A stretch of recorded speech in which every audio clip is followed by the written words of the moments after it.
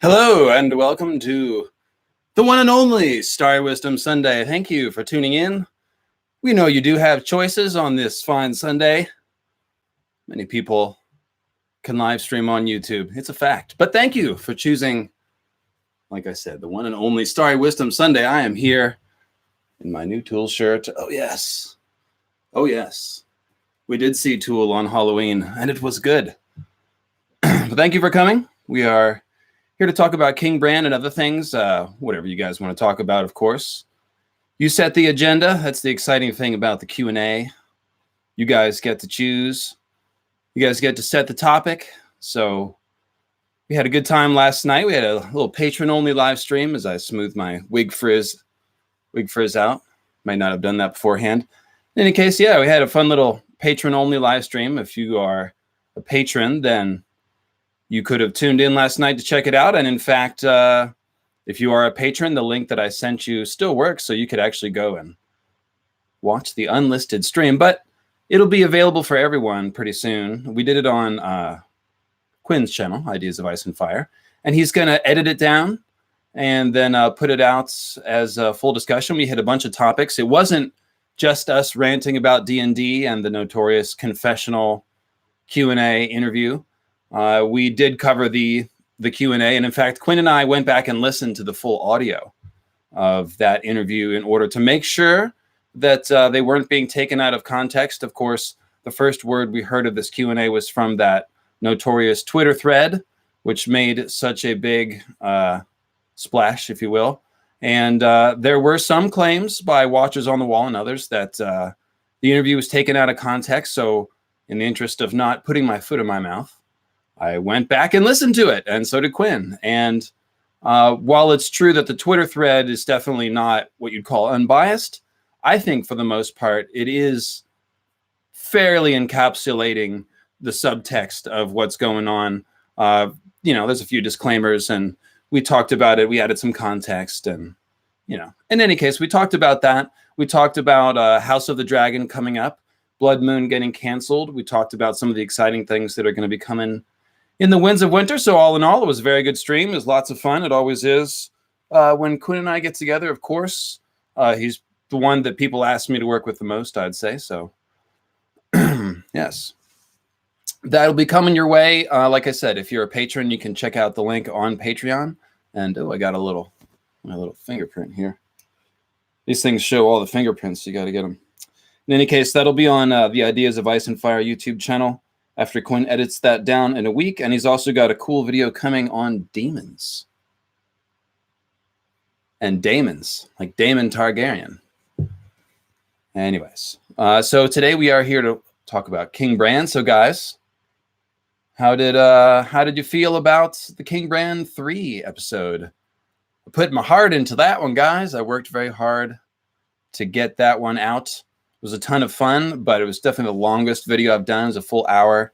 I did a little more work on, as I continue to try to soothe the wig frizz. I did a little more work on, visual effects and going and finding out some, digging up some really good art. We did classic art. We had some more current artists.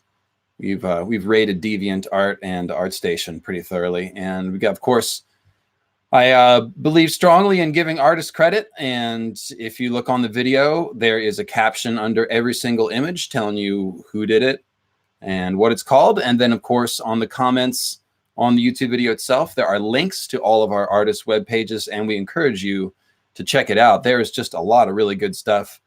And then, of course, I also mixed in all the classic Prometheus and Garden of Eden stuff. That was always fun. So lots of good art in the King Bran 3, but mostly this is, my attempt to wrestle the very esoteric symbolism of Bran and the Fire of the Gods, God King stuff, and try to explain to your average viewer or reader how that matters, how it's more than just fun Odin trivia, and how it actually has something to do with the plot. And you guys let me know when the glasses are driving you crazy. It's an experiment. So in any case, King Bran, the idea of, he possesses the fire of the gods, so he should be king. I definitely got to the why in the video. However, that's something that I really want to expand on. And I think that's where I want to start today. So I was talked about the idea that, okay, so if it was just a matter of being a powerful wizard, Euron could be the chosen one because he's obviously reaching for the fire of the gods. He's sort of the alt green seer figure. But Euron's not trying to help anybody. He's only trying to help himself. And that's not the kind of God King that we want, of course. And so the whole idea with Bran is that Bran has to use his power to, quote unquote, help people. If you think about the Prometheus myth, and this is why some of you guys mentioned Icarus, like, oh, why didn't I bring up Icarus, with Bran climbing the tower and getting struck down, is because the themes, I feel like, match more closely with Prometheus, meaning that Prometheus stole the fire of the gods specifically to help mankind. He created mankind's physical form in one myth, and then he brought them fire so they could advance in another myth. So it's all about being that link. And if you look at the serpent in the Garden of Eden, and yes, we're just getting started, Kolnitsky, just getting started. If you look at the serpent in the Garden of Eden, he is doing that Lightbringer role of bringing knowledge, expanding the consciousness of mankind by encouraging them to eat of the fruit. And so that is really the key defining element that we're going for here, is bringing the fire of the gods to mankind. So let's think about how Bran can do that, right? Bran, obviously, he possesses all the knowledge of the Weirwood Net. And that means the knowledge of all of history, as well as deep magical truths about the White Walkers, Green Seeing, and Westeros, things like that. But let's move past the idea of Bran helping to end the Long Night. I think we all know that his Green Seer magic is going to be key. George will probably have fun with revealing some of the ancient lore through Bran's visions, and some of that ancient knowledge will be crucial. I'm fingers crossed, maybe we'll get Bran witnessing the original Moon Meteor event, aka the Hammer of the Waters, and we'll see, a fiery thing falling from heaven and a great explosion or something like that. But beyond those deep meteor fantasies that I have, Bran's going to use his knowledge to help defeat the others. All that ancient lore, whatever he learns about their origins, it will no doubt play a bigger role in defeating the others than we had on the show. We talked about that. But let's move past that. Let's talk about the idea of Bran being king. A couple of people were talking about it on Twitter, and somebody was challenging me a little bit about, Bran, it just doesn't make any sense for Bran to be king because he's a boy. He doesn't have much political training, and he's from the north. So why should he be king of the Seven Kingdoms? How's that going to work and make sense? And obviously on the TV show, didn't make a ton of sense. So let's think about this, all right? Again, set the others aside. You have a broken and destroyed Westeros, and Bran becomes king somehow. He gets chosen king. Everybody realizes, he's got this knowledge, which is useful. Now, the more I think about it, the more I have gravitated towards the idea that Bran is going to have the entire Weirwood Net downloaded into him. And he will be basically the last Green Seer. The hive mind Weirwood Net consciousness that's in the trees is, what, I'm just going to fix my banner 1 second. Let me see, guys. This is going to bug me all day otherwise. Ugh. How's that? Oh, yeah, see, that's much better. Much better, much better. Okay, so in any case, where was I?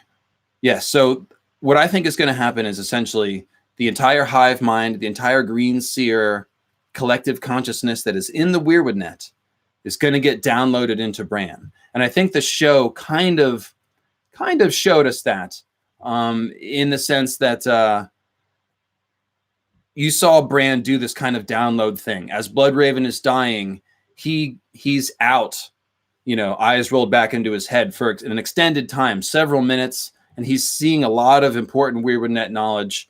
And then once Mira Reed successfully drags him back, through the forest, Cold Hands saves them, or Cold Hands Benjen, and they get to the wall. Bran finishes the download. He puts his hand on the frozen Weirwood tree face, and he finishes the download. He finishes the Tower of Joy sequence. And so then now, after that is when he starts talking about how he's not Bran anymore. Well, I'm not really. To me, he always sounds a little bit like George Harrison, like sort of just like, got that classic British kind of monotone thing going on. But in any case, that's when he starts talking about himself as the Three-Eyed Crow and not just Bran. He remembers what it was like to be Bran. So the show is really showing us that Bran has been absorbed into this whole Three-Eyed Crow, consciousness. It's inside of Bran.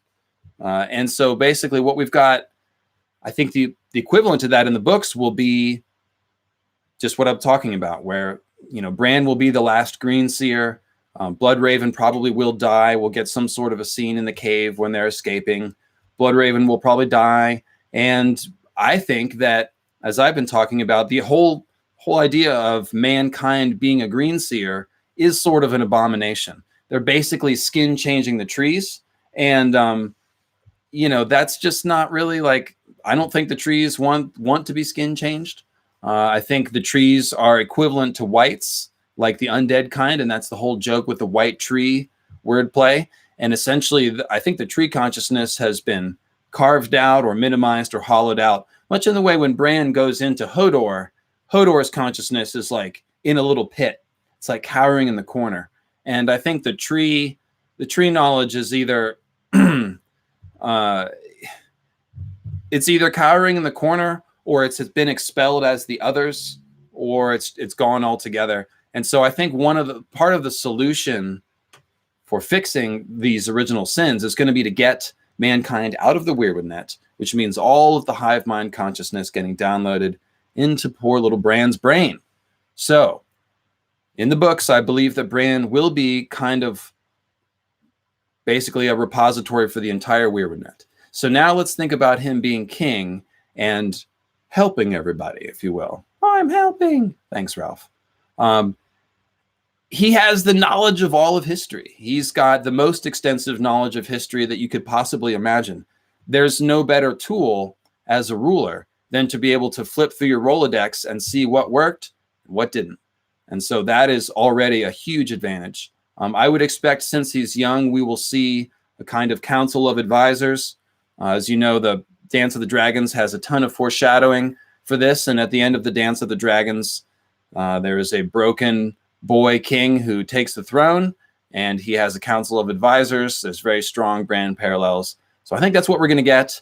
And I think a lot of those advisors are set up to be women, interestingly. If you look at the sort of rise of leadership in the books, you can see that there's a lot of women gaining power. Arianne Martell in the Reach, the Tyrells, Sansa, Asha Greyjoy. So I think we're going to have a very interesting council of advisors and people that we trust. Sam, obviously, folks like that. And so I think we're going to feel like Westeros is in pretty good hands. So we've got this council of advisors. We've got Bran with, all of this knowledge of history in his head. And I think the final step will be that it's very likely that if Bran is going to be the last green seer, he may also be the last king. Just hit my cough, but yeah. I think Bran will end up being the last king, or at least I think this is a good idea that's in play. And essentially, just in the way that Bran will be the last green seer, and he's transitioning man away from being able to use the Weirwood knowledge to do all kinds of things, potentially bad things like causing the Hammer of the Waters or creating the Others or whatever else. Bran essentially will be transitioning Westeros, again, maybe, this is an idea, away from monarchy. I think the stage is set.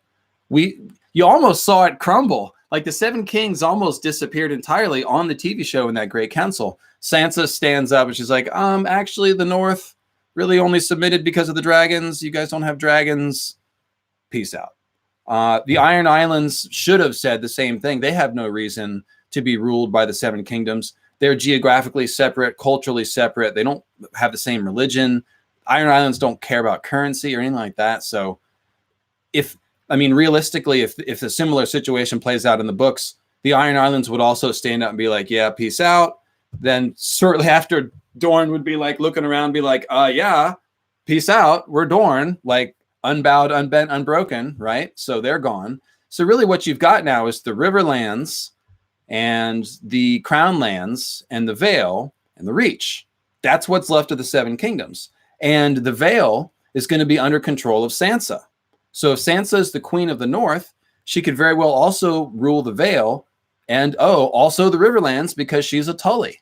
And so Sansa could be set up to be queen of all three. And again, hat tip Ball the Bard, who is listening on the drive home but not commenting.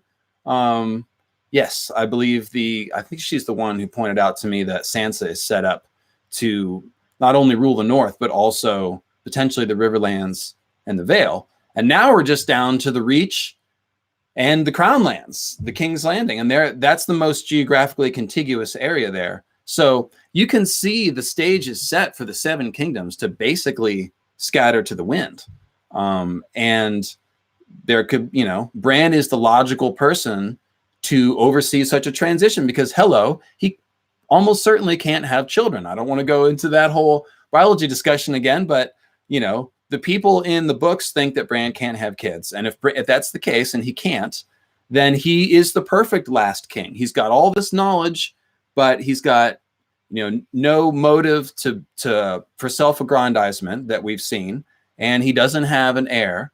So to me, it's all set up to see a dispersion of power, dispersion of knowledge. They'll be writing down all the stuff that Bran took out of the Weirwood Net. So that's how I see King Bran playing out as far as like politically and logistically. Obviously, I've spent most of my time talking about magic and symbolism. Bran is a Summer King. Bran is the Fire of the Gods possessor. Bran is a powerful Green Seer and Warg King that's going to fight with the wolves and the ravens during the long night and all that stuff. So I think that's it. There you can see the whole picture. I don't know if he'll live 1,000 years and 7.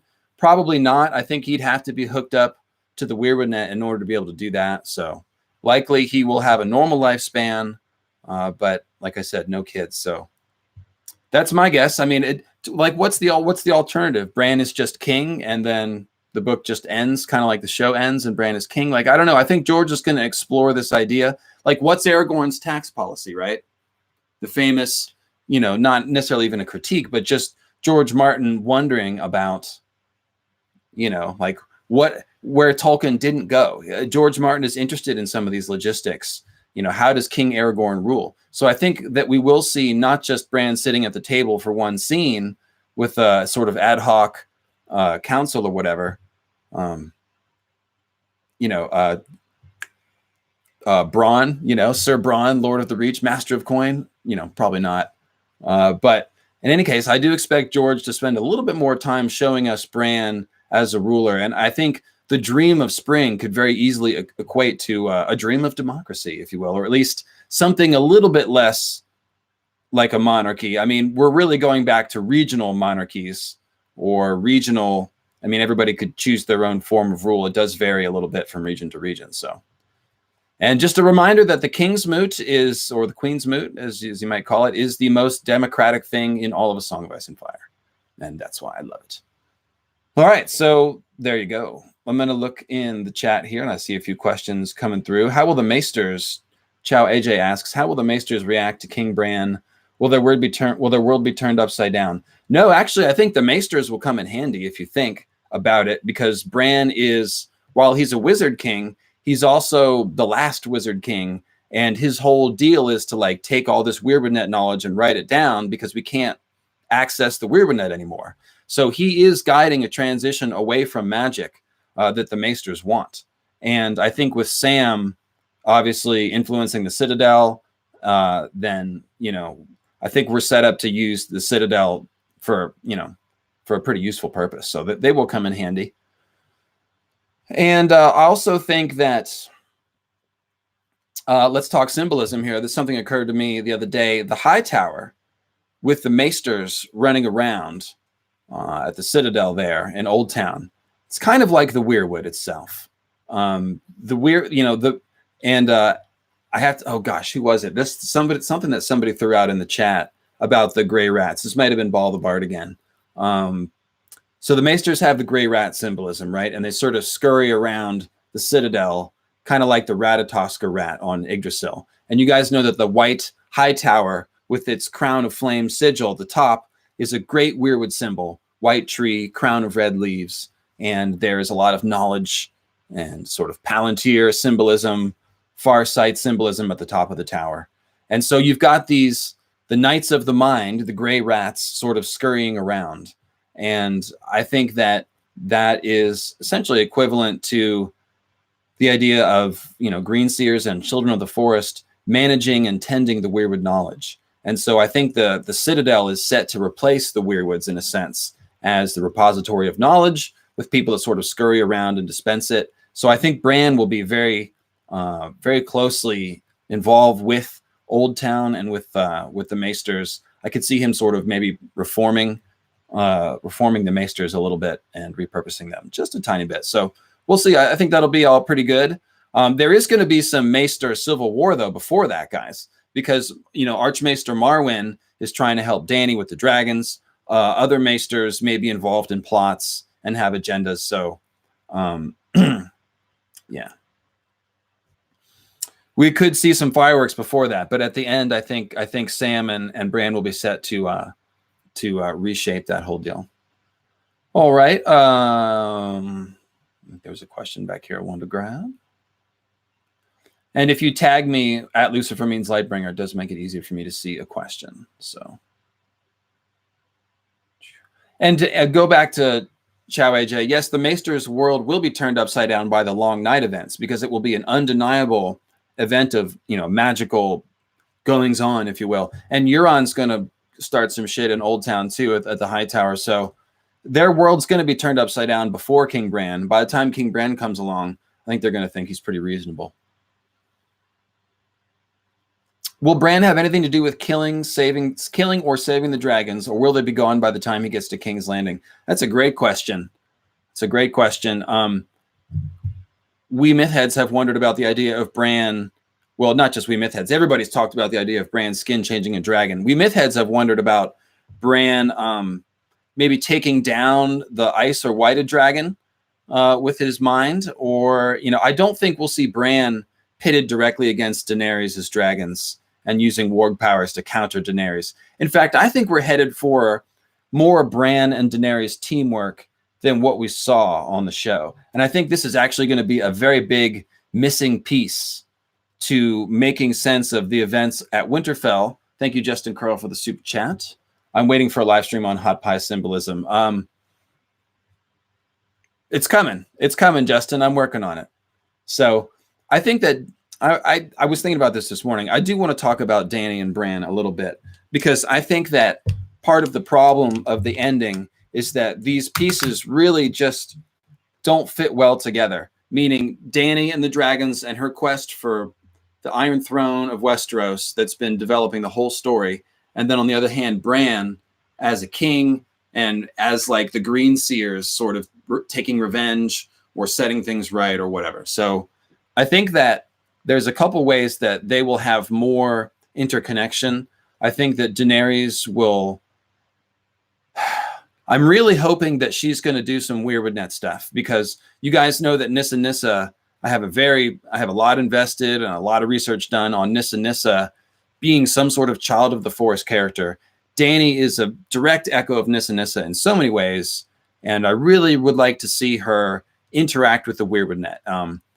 That could be like Bran using the weirwood net to contact Daenerys via vision, or it could be them meeting on the astral plane where Bran is, one using the weirwood net. It could be that Dany is possessed or unconscious by either, knocked unconscious by the others or by Euron, and that there will need to be a rescue happening. If you think about the House of the Undying, which is a really heavy foreshadowing for Daenerys' endgame, I think. What are the Undying trying to do? They're not trying to kill Dany. They're trying to trap her. And they're trying to possess her magic and basically suck off of her power and her magic. They want to control the dragons. They say that their magic is stronger because of the dragons. And the Undying are heavy foreshadowing of the others. They're cold shadows. They're gathered around a cold blue heart, which represents the heart of winter. And so what I think is going on here is that the others, in their wildest fantasies, they would like to turn Daenerys into a Night Queen. They'd like to take her dragons and freeze them and turn them into cold dragons or something like that. And so we could have a situation where Dany needs to be rescued, and that could be a magical type of astral plane rescue where Bran's got to use the weirwood net. So backing away from all that tinfoil, and that's a lot of tinfoil, Bran and Daenerys are very parallel characters in so many ways. The most obvious touchstone for this is the House of the Undying. The House of the Undying and the Shade of the Evening experience that Dany has is so parallel to Bran's experience, down to the description of the paste versus the Shade of the Evening wine, all the descriptor words as it goes down, to then what happens afterward. They both see a series of visions, mostly having to do with their family and their personal history, and a little bit of things to come.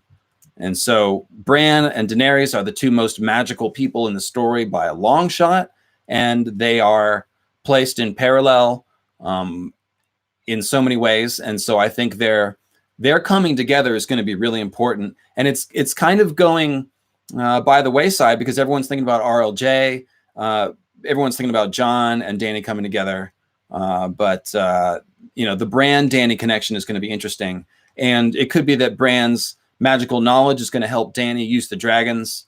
It could be, like I said, that Daenerys will need a rescue. There could be teaming up. There could be dragon skin changing. There's just so many interesting possibilities there. And so, yeah, I don't think they're going to come into direct conflict. But you never know. I give George Martin a lot of credit and a lot of, room to write stuff. I think it's easy to make the mistake of pigeonholing him and saying, well, this couldn't make sense, or he's got to do this. He has a way of making things work if he wants to. So, all right.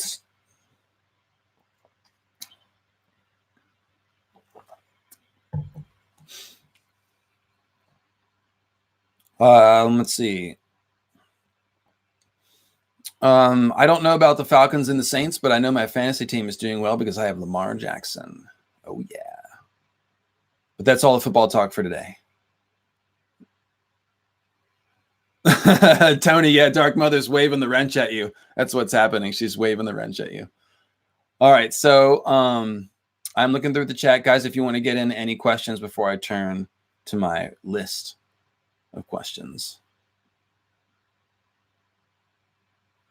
Yeah, Justin Curl sort of backs up my point and says, Dany is the bloodstone jewel that everyone is trying to steal. It seems no one wants to kill her, but everyone wants to possess her, and she just wants a place to call her own. She does. She does. She's looking for that house of the red door. And everyone does want to possess her. That is very true. Hizdar, covets her reputation and power. Other people want the dragons. So, yeah. Everybody wants something from Dany. Josh Thompson, I mentioned the weirwood trees are white trees, W-I-G-H-T, making a connection between them and ice whites. Do you think there's a similar connection for fire whites? Yeah, so, well, the weirwoods are a symbolism of, they are a union of ice and fire. They can go both ways. When the weirwoods are not frozen, they actually have fire symbolism because their leaves look like bloody hands and their canopy looks like, quote, a blaze of flame.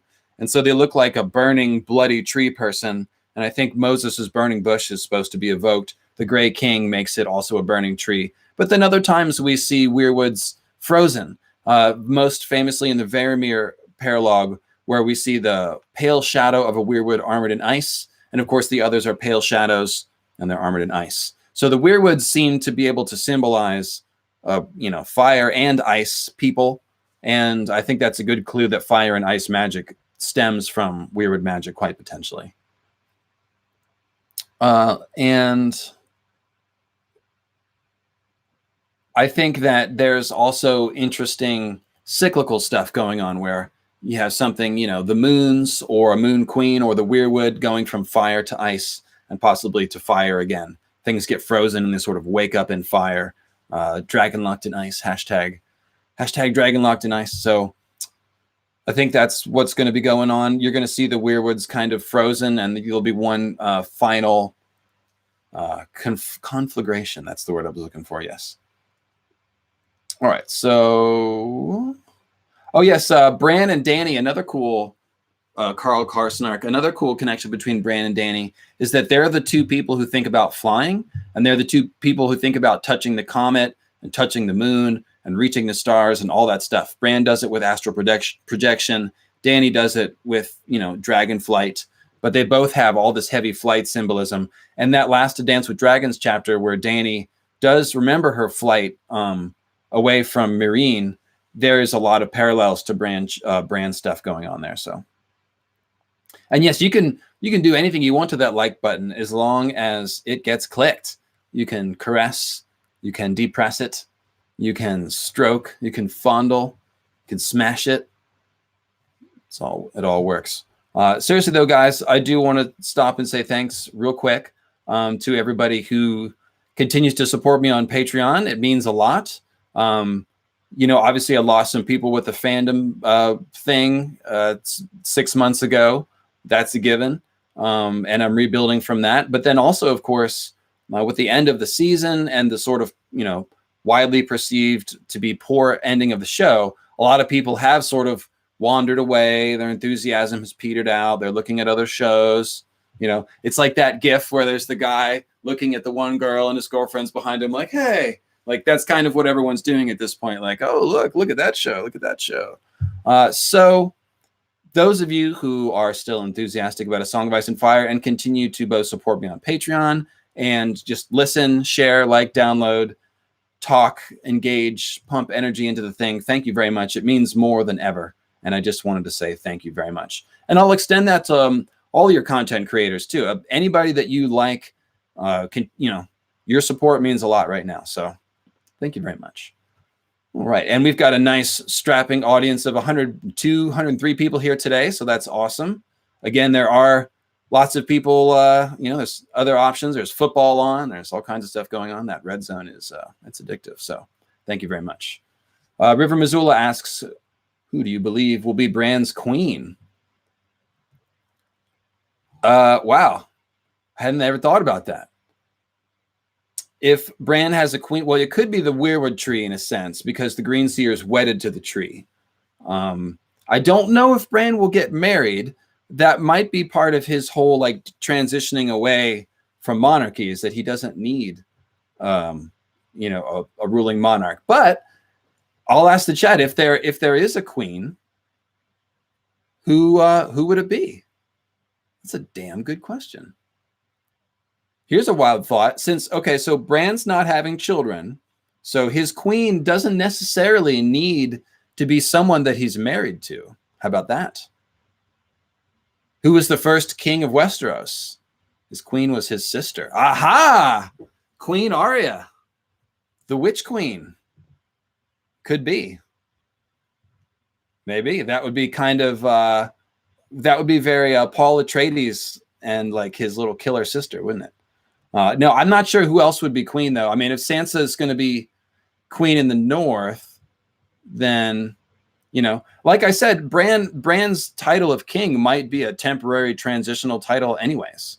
So it's hard to say. Yeah, if Mira's alive, I guess that would be the romantic choice, right? Queen Mira. I guess I'll have to go with that. She's definitely Bran's queen of love and beauty. I think that's safe to say. I guess I should have said that first. All right. Let's see.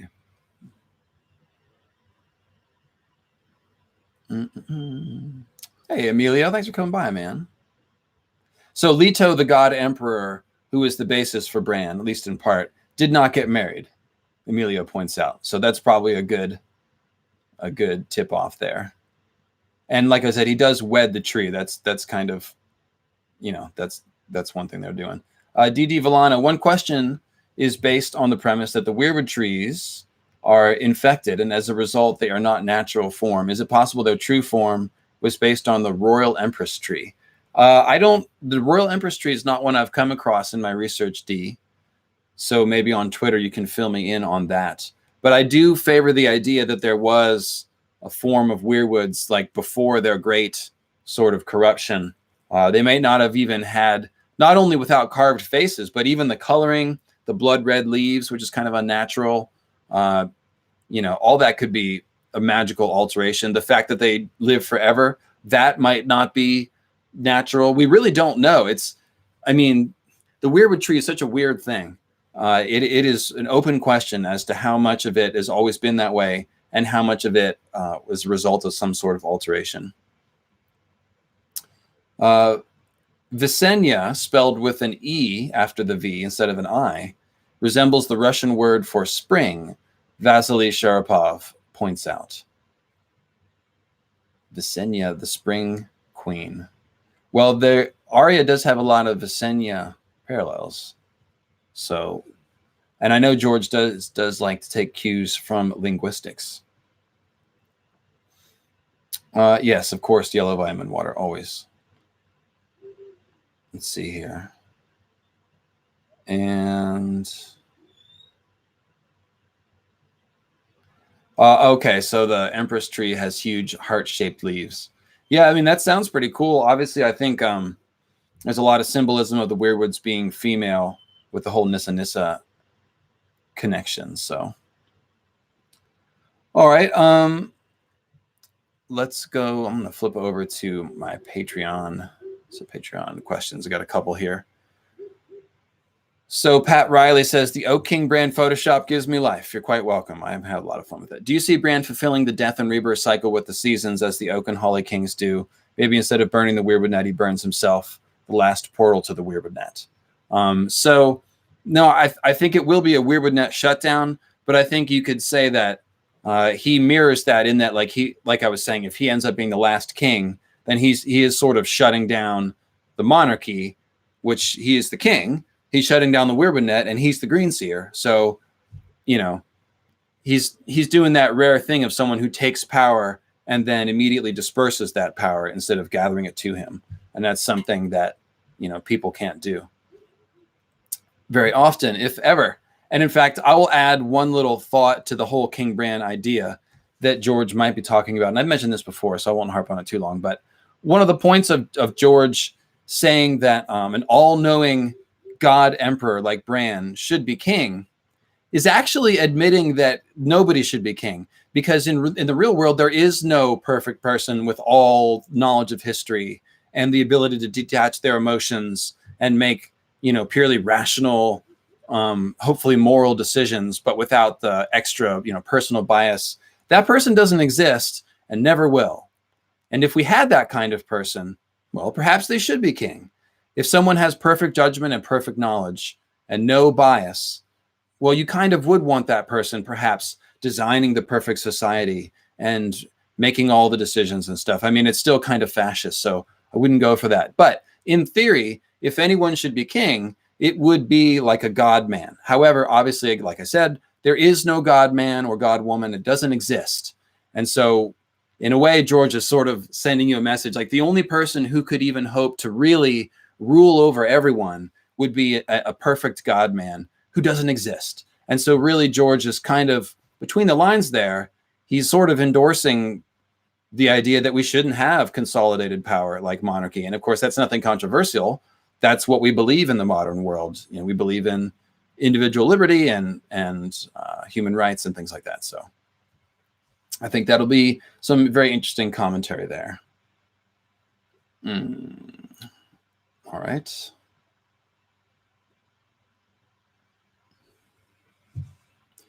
And yeah, we do live in a plutocracy. This is true, Victor.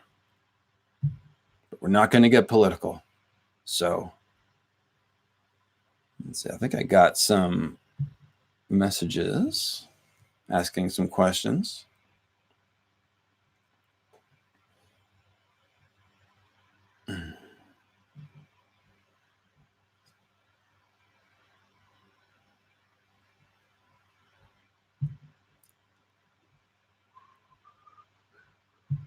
And I'm going to go to comments here from King Bran video.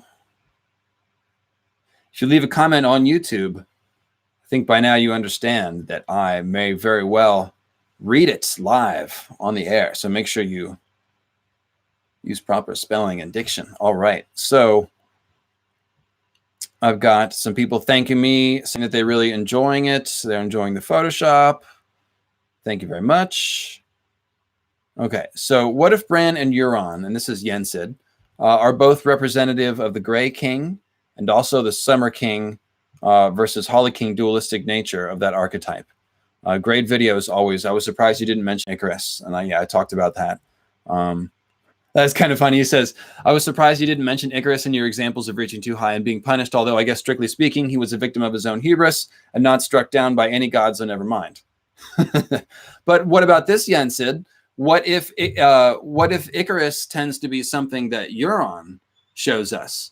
Because he is more of that fool character who is, self-aggrandizing, seeking personal power. He's talking about leaping from a tall tower as well. And of course, that's the same tower symbolism potentially. But I definitely think that, crashing and burning is could be in Euron's destiny, right? All right, so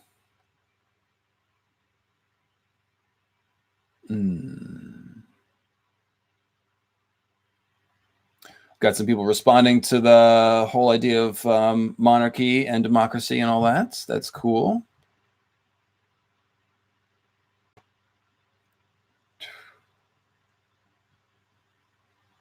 What would King Bran's first tweet be? This is Chow AJ.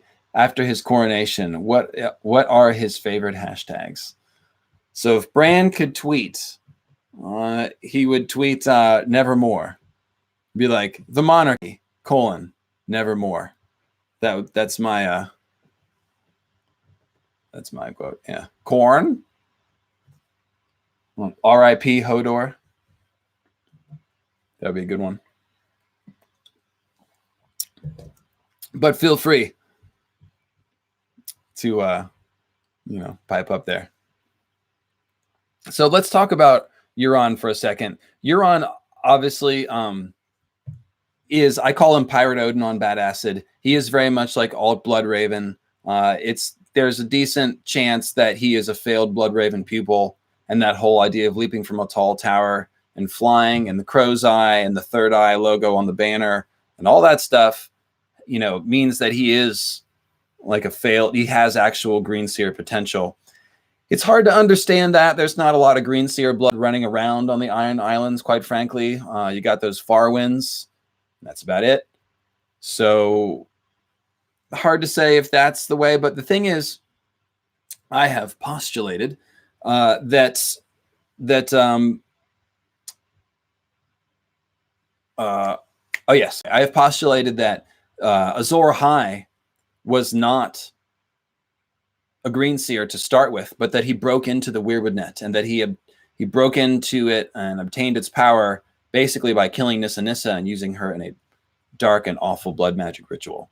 And so it's possible that Euron will attempt to gain Weirwood power, or maybe he'll interface with Bran on the astral plane without being a quote-unquote Green Seer. He is drinking the Shade of the Evening, and the Shade of the Evening comes from I guess they're just called Shade of the Evening trees. They don't really have a name. But there's obviously a lot of parallels between the Shade trees and the Weirwood trees. Like, they're just inverted color-wise. Otherwise, they're very similar. And even the Undying gathered around the Shade trees parallel the Green Seers very well. They're old and decrepit, and they're kind of corpse-like and all that stuff. So it's possible that Euron is becoming whatever the Undying are, which is kind of like a Green Seer, we don't know the technicalities of the shade tree magic. We don't know if they're actually like a warped weirwood tree, or if they're a different species of weirwood tree. It's very hard to explain what they are in like technical magical sense. So it could be that is what, that he's a shade seer, or he's a warlock, a soon to be undying, if you will.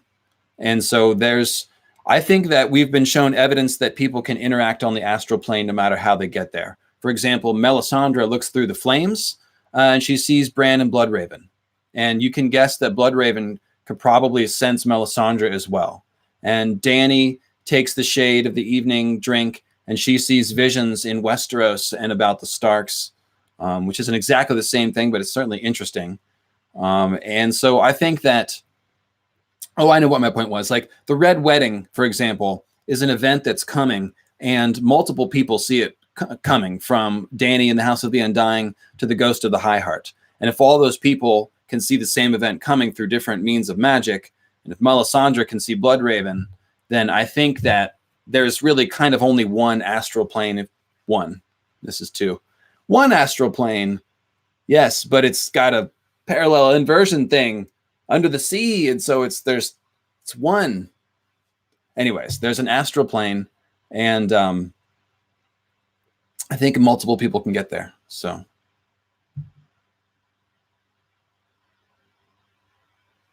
sorry about that, Chow AJ. Looks like one of your messages got accidentally deleted.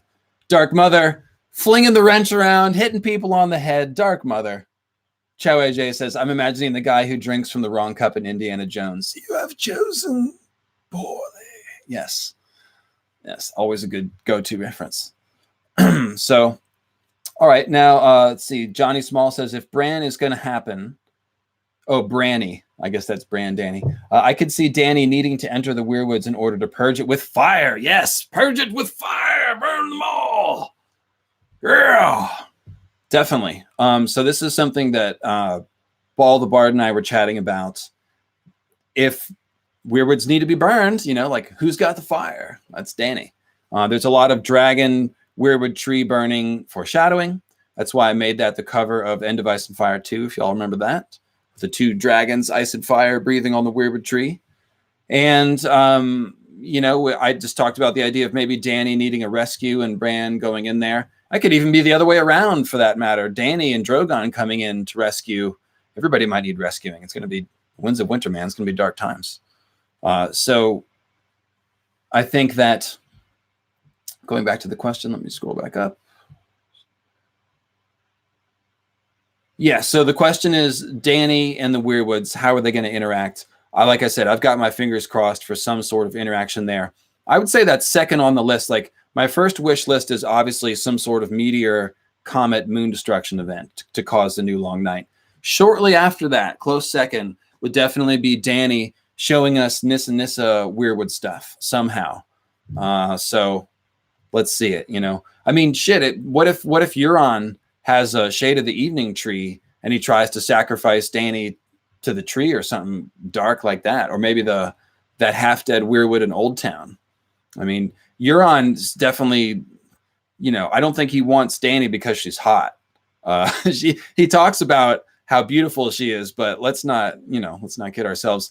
Euron is after magical power, and that's all he cares about. So, wouldn't burning the Weirwoods be metaphorically tearing down heaven? The only afterlife we know of is the Weirwood net. So there's a question. Well, it's the afterlife of the children of the forest. But the Green Seers should not be living in the Weirwood net. So, and there's also a question of what exactly does burning the Weirwood down, what does it mean? Like, purging it with fire could just mean like driving out the Green Seer mind. It could be that the others need to go back into the Weirwoods, because I believe they are spliced off from the Weirwoods in some sense. Or it could be that, the children of the forest are they're gone. And they don't need to use the Weirwoods anymore at the end of this. Because they don't just go into the Weirwoods. They go into everything, into the rocks and the trees and the stone and the earth and like all of nature. So I don't think it's supposed to be an afterlife for the humans, I guess is the short answer. Yes, I do think Shamanka Angel Heart, I do believe that the Weirwood network is based on the fungi mycelium network and mushroom psychedelic influence. Yes, that's all the Amanitas muscaria. That's all in the weirwoods. So they've got the Amanitas muscaria coloring. The way the weirwood tree tops pop up from the underground root networks is very like a fungus organism. Bloodraven has a mushroom on his cheek. Mushrooms pop up after a rain, and there's all that symbolism about meteors striking in the places where the weirwood trees grow, because the weirwood trees are like the rising column of ash, like the ash tree Yggdrasil, like the lightning bolt striking the tree and setting it on fire. Over and over, we see this motif of things striking the tree or the tree growing where things strike. This impact point of the meteor is the same place where the weirwood tree exists. I've called it ground zero bonfire. So there's definitely a lot of mushroom symbolism. You know, I guess my point there was like, if you imagine a meteor rain and the weirwood tree springing up like mushrooms after the rain, I think that it's possible those meteors were oily and blacks. They were the oily black stone. They're toxic and bad. The weirwoods could be neutralizing their effect on the land, something like that. We might see that on the Isle of Faces or in the Heart of Winter. So yes, there's a lot of cool mushroom symbolism. And the main thing is that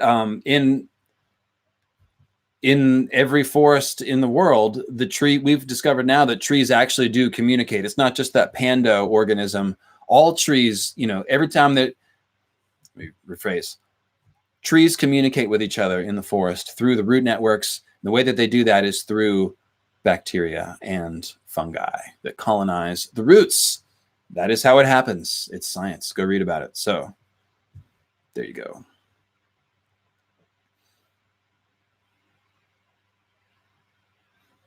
You gotta whip my whistle here.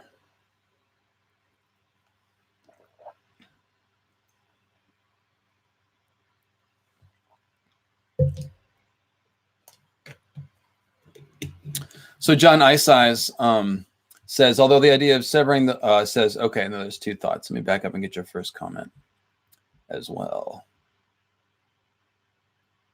The trees are the link to heaven, although the idea of severing the link from earth to heaven is theologically troublesome. It is an interesting commentary on the whole question of whether or not man should have the fire of the gods. Bran is kind of using it to help everybody, but at the same time, we kind of lost our privileges there, didn't we? We'll have to see. It depends on if George leaves us a hint that the magic could come back. Like, is there going to be a dragon's egg left over? Is there going to be a cold wind blowing at the end? You know, will there be some sort of hint that all this could come back? Or will the dragons and the others be permanently gone? Hard to say. Hard to say. We'll just have to wait and see what George does.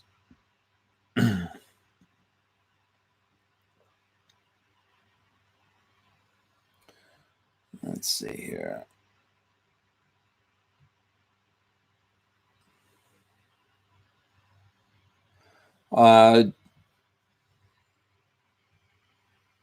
Jasiki, oh gosh, I'm sorry. I'm not going to try the last name. But the question is, won't the realm be oppositional to all magical beings after Euron and the Sept blowing up at King's Landing?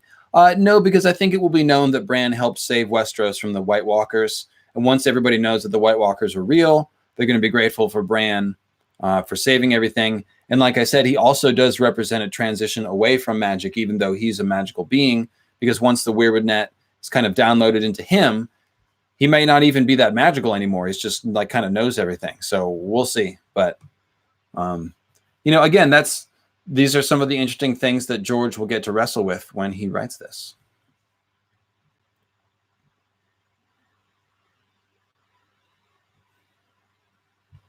All right, going back to my YouTube comments here.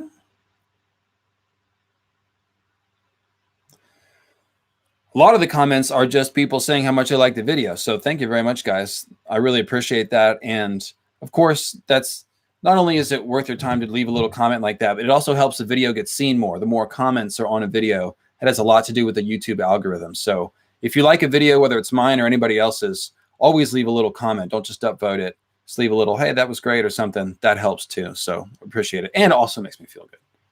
Let's see. Rhea says, oh, I got a super chat. Oh, Villana was just saying thank you for answering her question. No problem. And I see what you were saying about the crow and all that stuff. That's a bit of a deeper concept that I probably don't want to get into today, but remind me to chat about with you on that on Twitter, and we can talk about that. And make sure to tag Ravenous Reader so she can antagonize me with her three-eyed crow tinfoil, because that's just our relationship, and that's how we function. All right. Live chat comments. No, I'm talking about the comments left under the video. Like after this video is done, for example, if everybody that came to the chat leaves a comment on the bottom of the video, that is very helpful. So please do that on your way out. Leave a little thought about the live stream. That's it. Yes.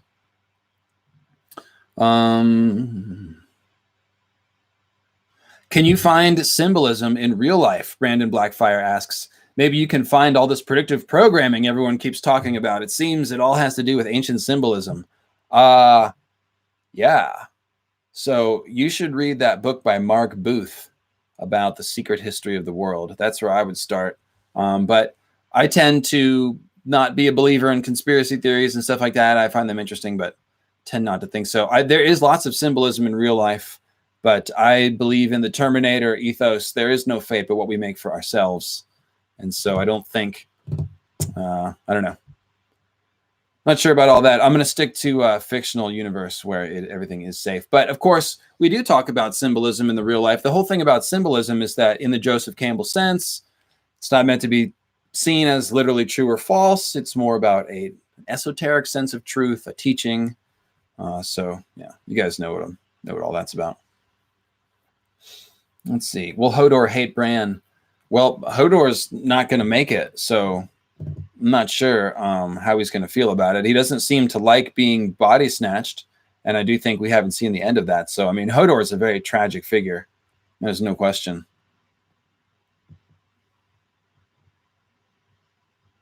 Asher's trueborn son, or no, I'm sorry, Derek Hammond. Has anyone ever talked about where George got the last hero math? Well, I mean, you find it a lot of places, but Jesus and the 12 disciples is obviously a pretty strong contender.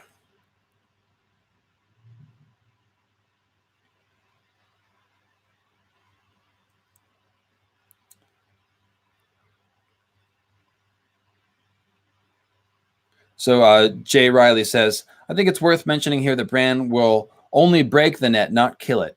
Using it in the way he does, that helps mankind. It will force the trees to regrow. I was wondering about the meaning of the tree at the Night Fort and why the larger tree is growing through something and turning it into a new-looking sprout. Also, fire. Well, actually, let's go ahead and address that first. So, yeah, I do like that idea that, I mean, that would be optimal, right? Is green seers are kicked out of the weirwoods, but, the weirwoods get the trees get to enjoy their home again, or ideally the others are put back in there. And so, yeah, I would like to see the weirwoods not completely like eradicated. It's really about getting the green seers out. So when we burn the weirwoods, the idea is like driving out the green seer spirits that are in there. So I'll give you a preview of one of my future videos here, but think back to the Grey King video. And I need to take a breath and get a drink here. In the Grey King video at the end, I went through a whole bunch of scenes where there is burning wood and fiery dancers or fiery sorcerers that seem to appear from some sort of bonfire. And I've identified all these bonfires as ground zero bonfires, which just basically means that this is an all-important symbol that symbolizes the fire of the gods coming to earth, the waking of the dragons. It's the ground zero where all the fiery transformations happen. And so if you remember, there's like 6 or 7 of these scenes. First of all, there is Dany hatching the dragons. She looks in the flames and there's 2 different descriptions. One, they look like fiery sorcerers with long smoky cloaks. And then a minute later, they look like the dancers at her wedding with red, orange, and yellow robes. So she sees fiery dancers and fiery sorcerers in the bonfire. And this turns out to be a motif that we see over and over and over. And we see it on Dragonstone. Melisandre takes on the burning robes, and then also the burning gods themselves end up looking like the fiery sorcerers. Then we have Jon and Qhorin Halfhand burning the wood that had been dead a long time right before Jon ends up killing Qhorin, and they confront the wildlings. And the wood has been dead a long time, but lived again in the flames, and it looks like a fiery sorcerer coming out. Then we've got Arya at the little village near Harrenhal. Amory Lorch is besieging the village. They're throwing the burning torches over the walls, and there's a tree that gets robed in flame as if it is the fiery sorcerer. So now we have a tree as the sorcerer. It's a burning tree. This is really awesome because the burning tree is also like a burning person. So it's showing you that the fiery sorcerers are attached to the weirwood tree. They're coming out of the burning tree, et cetera, et cetera. And I think there's one or two more. But the point is, when we set the weirwoods on fire, what happens? These fiery sorcerers come out of the weirwood tree. And what am I saying? That we need to get the green seers out of the weirwood trees. And what are the green seers? They are the sorcerers who possess the fire of the gods. And they're inside the tree. And when we burn the tree, they get expelled and set free. And it even happens when they burn people at the stake. Somebody visualizes their spirits, leaving their body and being happy and going to heaven. Although that's not what happens when you're burnt alive. In any case, it's ample foreshadowing for it happening, driving out the sorcerers from the trees. And I originally interpreted this as essentially the rebirth of Azor Ahai coming out of the weirwood tree. I'm sort of changing that a little bit. Of course, I always reserve the right to, evolve my interpretations. But of course, there's also the thing with George liking to parallel the beginning and the end. They look the same. And so a scene that shows you the beginning can also show you the ending. So it could be simultaneously like Azor Ahai, the fiery sorcerer, going into the tree and possessing the fire of the gods, and also being expelled from the tree. It's basically the inverse opposite action to the original action. So where will they go? They're going to go into Bran. That's the thing. Bran is probably going to be the repository for the Weirwood Net hive mind. That's kind of, that's what we see on the show. And I think that's what we're going to see in the books.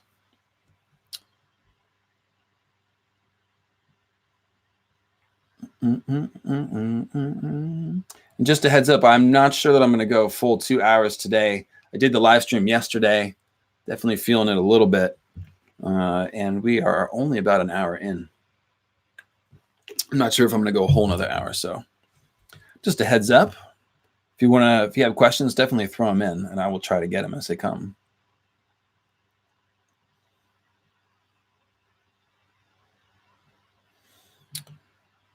All right. So, continuing with that YouTube comment from Jai Riley, he says, also, fire is often the deconstructive force that sets up the possibility for reconstruction. I've referred to Dany as a cleansing fire that's going to set the stage for new growth. And so you can see how these ideas could definitely all come together with Dany and the dragons having something to do with burning the green seers out of the weirwood net, potentially. So did you know that the ancients had a diagram for the original 5 elements that created the universe? They used earthly elements as metaphors for these primary elements. Let's see. This is interesting, but a little bit off the beaten path. So I'm going to skip the end of that one. And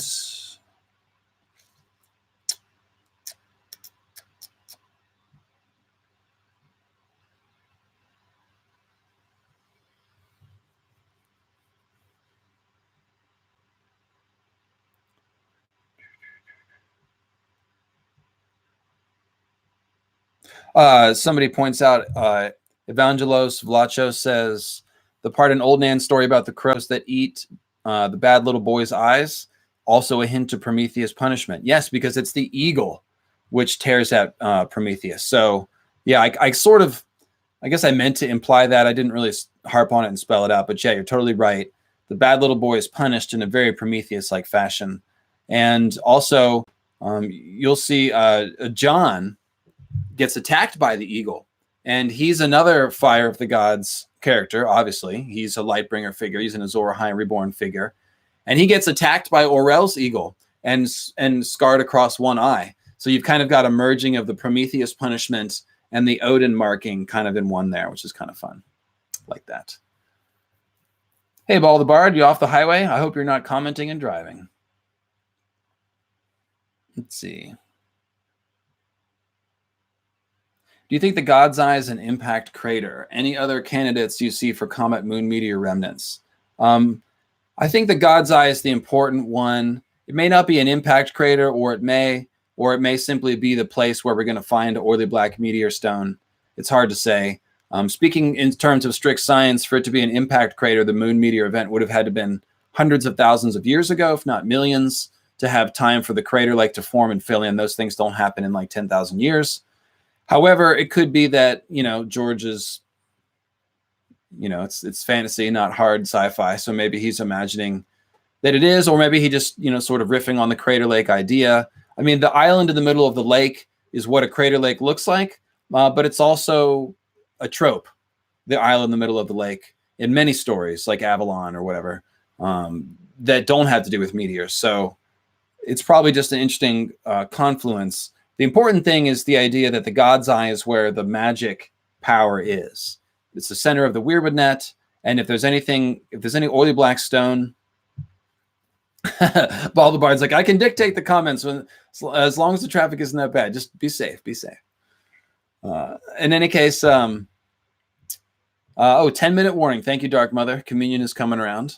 I've got some intermission music queued up for that. And let's see here. Where was I? Completely lost my train of thought. I've been doing good today, maintaining my train of thought, but I just lost it. Think we were talking about, yes, the oily black stone and the God's Eye. So here's something I wanted to go back to with the God's Eye from the End of Ice and Fire 3, which is the one where I talked about the dragon battle over the God's Eye. This has been staring us in the face, and I just noticed it. But take a look at the God's Eye. It's the eye of the gods.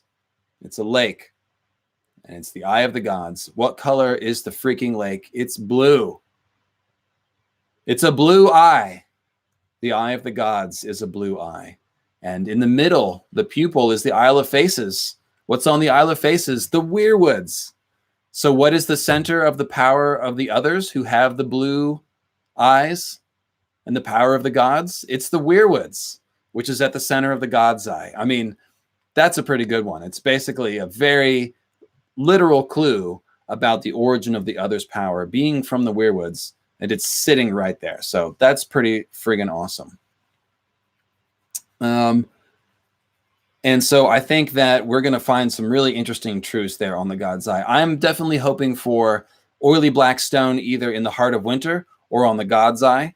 And I'd also like to see a frozen weirwood tree in the Heart of Winter, in case anyone is listening, George. Okay, so, and then of course, in the dragon fight that takes place over the God's Eye, you've got a dude with one blue star eye, Aemond One Eye, who gets stabbed in the eye with the sword, the dragon sword, and all the dragons then fall into the lake and stab the God's Eye lake in the eye.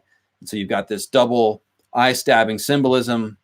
And so I think we're going to get some really important dragon action there. And there's also that pattern in the Green Sea episode that I covered where we see dragons going to either the Isle of Faces or a place that symbolizes the Isle of Faces. There's 4 different instances of that. And it's all amid Green Seer dragon symbolism. So I talking about Daenerys and Bran, talking about the intersection of the dragon plot line and the Green Seer plot line, George has dropped us ample clues that this is important, that dragons and Weirwood Net magic have a very important connection, just as the others in Weirwood Net magic have an important connection. It all joins with the Weirwoods. That's the whole River Trident, red, green, blue thing. Red, green, blue, strong sigil, House Massey with the triple swirls. This is all about magic. and it all comes from the Weirwoods. It all ties to the Weirwoods. And so I think that's what we're going to see, is just the God's Eye is going to be important. Heart of Winter is going to be important. And the connection between Dany and Bran is just going to be a lot more fleshed out than what we saw on the show. And I'm very excited about all of that. So could something be hidden in the Oily Stones? You mean like an intelligence? Well, that's the Lovecraft idea. I think George likes to imply those kinds of things. But I will say that on the live stream I did last night with Quinn, which again will be available to the public in about a week or so on the Ideas of Ice and Fire channel, I asked him point blank what he thought the odds were of Euron being taken over by some sort of Night King Azor High presence in the Weirwood net. And he liked the idea. It was obviously a very Lovecraftian idea. And he was down. So maybe it'll happen. I mean, that's what happens in Lovecraft stories. You have these people that want to be more powerful. They're reaching for this forbidden knowledge and forbidden power. And what happens usually bites their prick off, to use Marwyn's expression. It usually comes back to bite them. Very frequently, these intelligences take over the people and scramble their brains or use them to do horrible things. And so I could definitely see Euron, could see something like that happening to Euron. So.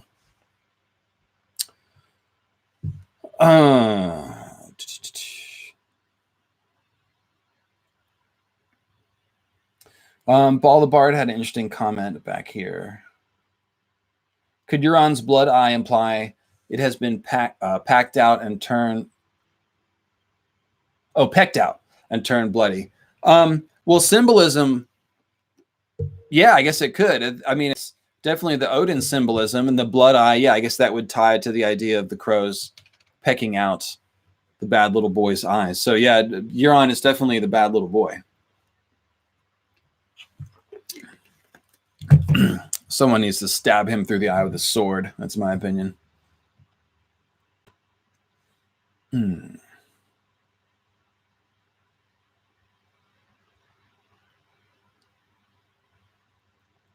Yeah, I was hoping for a little Watchmen vibe with these glasses. When I wore my silver Bootsy hat to the Tool concert, people were like, "Hey, Elton John." I was like, "Not exactly, but sure, cool." But yeah, it's all about the presentation, I guess.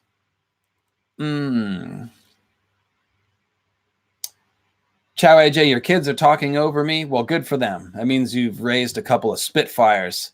And they've got plenty to say. They don't need the LML guy on the YouTube talking. They got their own thoughts. That's awesome, Chow AJ. Hope the family time is going well. And it's always here to watch on the rewatch. Tree Girl left me a nice comment saying that I have a talent for video editing and that the fade from the broken tower into Bran's hand as he climbs is one of many examples. Thanks, Tree Girl. I really appreciate that. I did spend more time on the video editing, so appreciate you pointing that out. And, I've only got a couple minutes. I better get prepared here. One thing that I hate about this new live streaming format is that it doesn't give me a camera mute. And so every time we do this drill, but yeah, here, let me fire it up. Nope, nope, we already heard that one. Got something different for y'all. By the way, I have made a SoundCloud for my Nightmare music. You guys might have noticed there was some spacey background music behind all the quotes in my last video. And when you see Quinn's new Demons video, you'll also hear a different Nightmare Fuel music from yours truly in the background there. So this is something I used to just have that one Space Odyssey track. Now I've got like 4. And so I'm going to fire up a little something, something while I get ready for communion.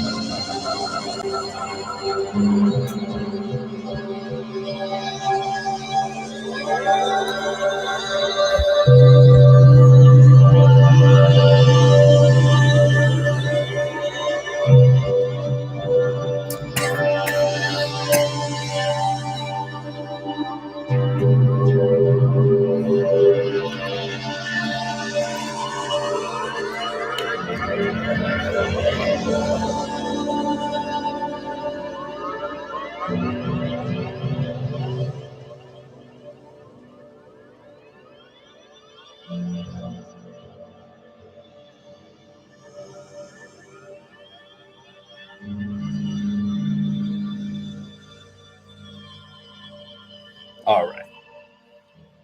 That's enough of that nonsense. Hey, I still got 94 people here. That's cool. You guys are my people. I only lost 5 people during that whole time. That's, guys, everybody, just big hug, group hug. I hope everyone was partaking along with their glass of wine or legal medical cannabis, depending on your state. Anyways, all right. So where were we? King Bran, a god king, a wizard king, a throwback to the Age of Heroes. Oh, wait, no, that's the script. We don't need to read that again. All right, guys, fire in with your questions. Let's see. I did have a couple more topics I want to hit. I see, Bron Haler's hitting the coffee. Yeah, 8:20 a.m. in Australia. Hey, wake and bake, come on. Oh, I guess it's Monday morning for you. It's not a good wake and bake day. Sunday's better for that. Yes. All right, so King Bran is fun. King Bran is cool.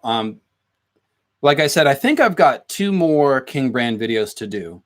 One is going to have to do with the others, and one is going to have to do with the idea of just what I was saying, getting the green seers out of the wayward net. I've talked about it on the margins a lot, but I need to gather together all the evidence that the green seers shouldn't be in the wayward net and that they need to get booted out at the end, including all those fiery scenes where the fiery sorcerers appear to be driven out of the burning trees.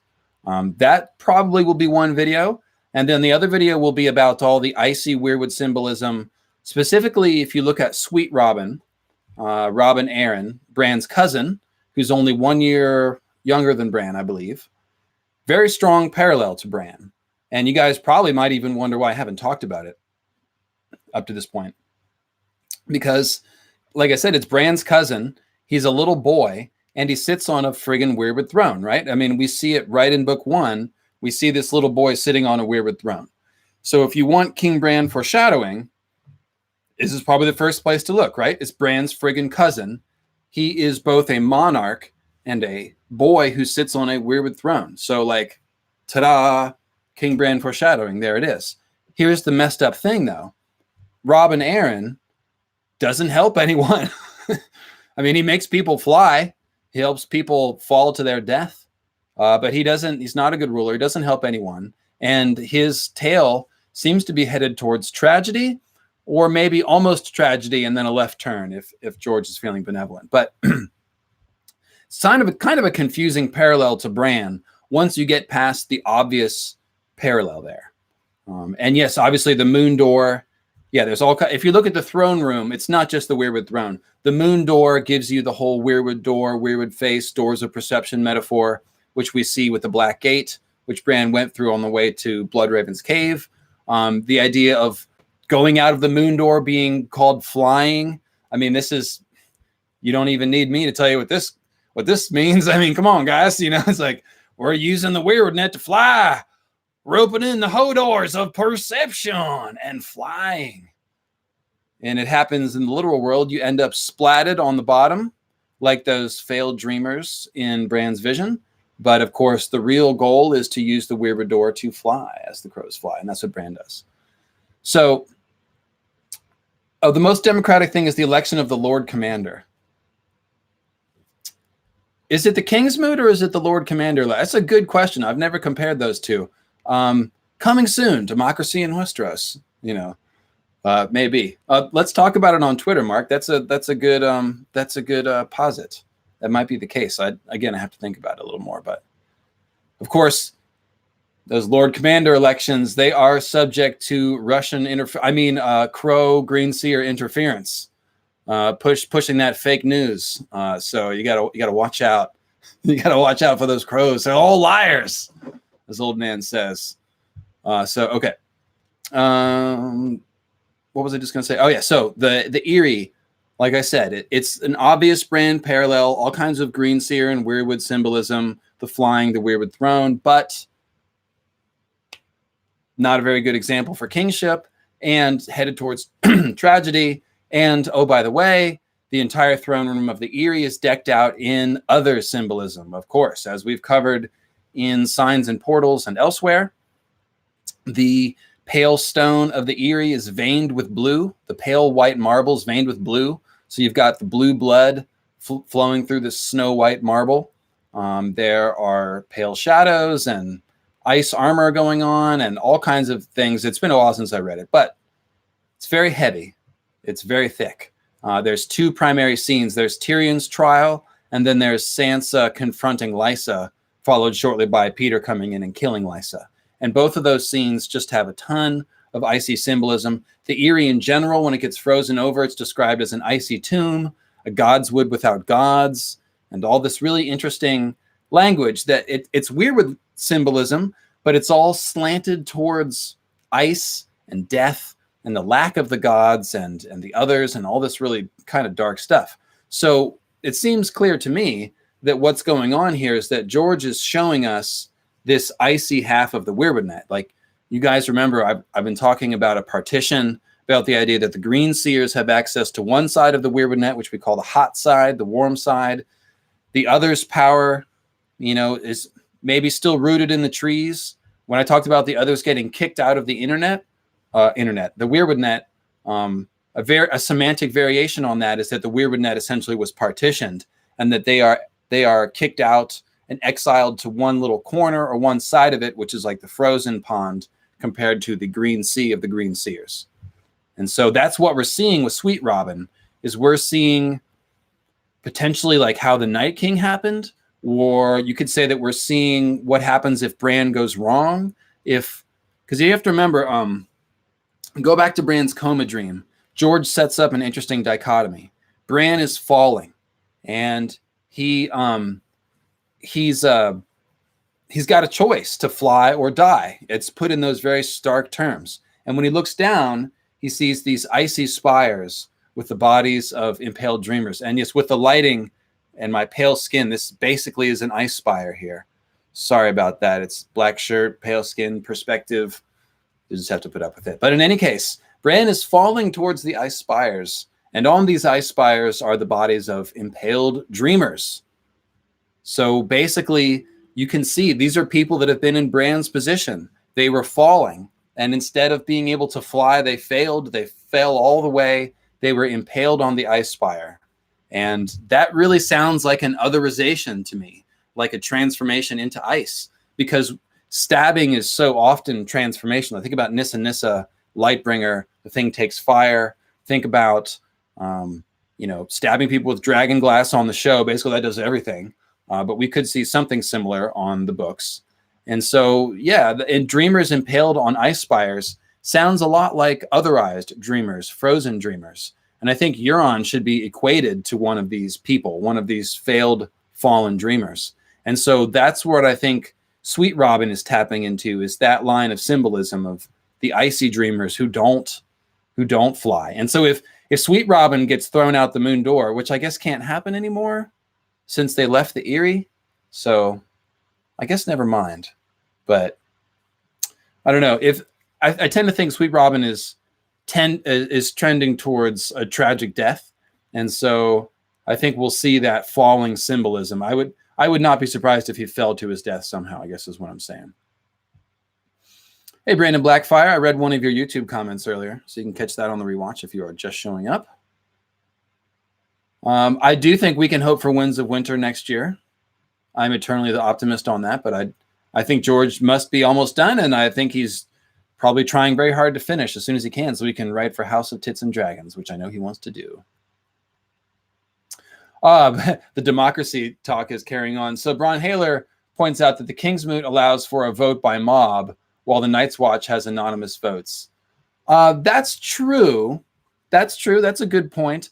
Both of them are kind of have that mob aspect to the fact that like people are making speeches and then people are choosing on the spur of the moment. It's not a drawn out campaign. And the Night's Watch campaign is a little bit drawn out, but you know, people are definitely choosing on emotion and based on the movement of the crowd in the room. It's true that the anonymous vote is a protection against mob rule, but yeah, so yeah, the different discussion, but it's always fun to do. Yeah, so see if any other YouTube comments I want to grab here.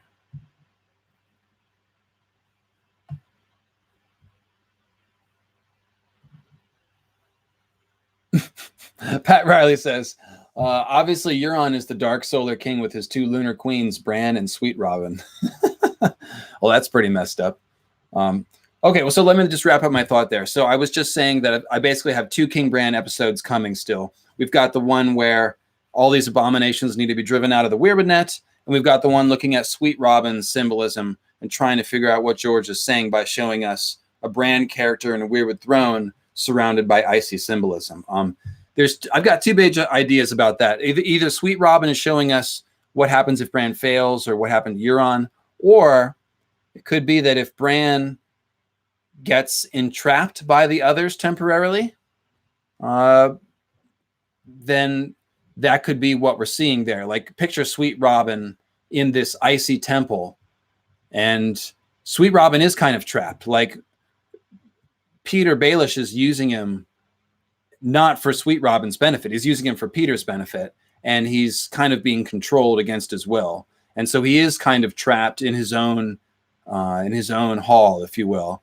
And so that if Bran is for a time trapped in the Weirwood Net by the others or in a frozen northern location, then you could see that as a potential parallel. So I need to investigate further and see what I think that is showing me. I keep talking about people being trapped and rescued. There's a ton of symbolism about a rescue going on in the Weirwood Net. I've been talking about it for a couple of years. I'm just not sure who it is, who gets rescued and who does the rescuing. But it definitely, there's, like I said, a lot of the villains are trying to possess people instead of just kill them.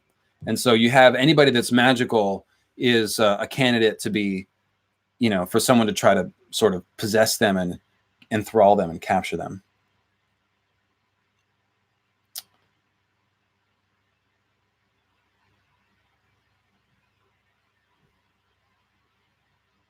Did Bloodraven kill 1,000 kids trying to find Bran? God, I hope not. Guilty Undertaker asks. That's pretty dark. But we do have to wonder about what Bloodraven's culpability. Is this a Luke Skywalker, Kylo Ren thing? You know, the failed pupil.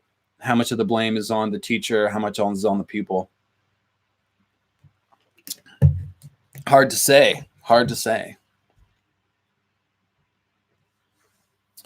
This one says Los Angeles. I saw them in Milwaukee, but yeah. Anybody else see Tool? Baldebard, I know you saw Tool. Anybody else see them? Give a shout out if you have. Yeah. Okay, Brandon. That's different trajectory, but let's talk about that. So Brandon Blackfire asks, LML, can you talk about how Jaime is going to do in the Riverlands? Will he follow Brienne or kill Lady Stoneheart? So this is one of my favorite things that I'm looking forward to reading in the opening pages of Winds of Winter. One of the first chapters should be Brienne or Jaime's POV inside Stoneheart's cave. And we have some very exciting things at play. We have a Stoneheart Weirwood ghost figure who really needs the gift of mercy in a bad way. We've got Oathkeeper, a sword which is a candidate to become a Lightbringer sword. Let's put it that way. And then we've got Jaime with his Azor Ahai symbolism, and Brienne with her good other symbolism, which is parallel to Jon's in many ways. And so there's heavy potential for some killing and some magic to happen. I definitely think Jaime and Brienne are both coming out of that cave. I think one of them will have Oathkeeper, and I think Stoneheart might bite the dust in that scene. And my favorite tinfoil would be for Oathkeeper to take fire, stabbing Lady Stoneheart, who is a creature animated by fire. So it would kind of make sense if that happens. But we'll see. We'll see. So let's talk about Jaime as a character. Where is he heading after he comes out of this cave? The Stoneheart thing is going to freak him out for sure. We don't know where Brienne's head is at because she had a near-death experience. So I think Brienne and Jaime, man, I would really love to see them come out of that cave as like having a second period of time where they travel together as their odd couple selves, because they're both going to be sort of, you know, they keep getting broken down further and further so that they can become, you know, people with more grit and depth. And then more applies to Jaime than Brienne, I guess. But yeah, I'd love to see Jaime and Brienne. Gosh, what are they going to do? So in the Riverlands, we've got Stoneheart orchestrating the Brotherhood Without Banners, who are probably going to take revenge on the Freys. And then, yeah, I'm not sure what Jaime will be doing. I do think that, like the show, Jaime will eventually end up in the north to fight the others. So it could be that he's already broken with Cersei when he burned that letter, and that basically him and Jaime will end up going north. If Stoneheart doesn't die and actually lets them out, perhaps that is what happens. Perhaps they take them prisoner for a time until they can learn of the threat of the others. Because if you remember originally what happened with Cat and Jaime is that Cat let Jaime out of prison and made him swear an oath. So if Jaime is set up to go and fight for the North and fight for the Starks, it could be that he's going to make another oath. Even if it's only to himself, some sort of oath of duty or honor, it could have definitely something to do with his encounter with Catelyn here. And encountering Catelyn is going to be a little bit of an accounting for Jaime, obviously. So this is going to be another scene which is going to further Jaime's character development by forcing him to confront his own actions. Because as we've talked about, there's not we, but the fandom in general, you know, redemption arc is sometimes an oversimplified term.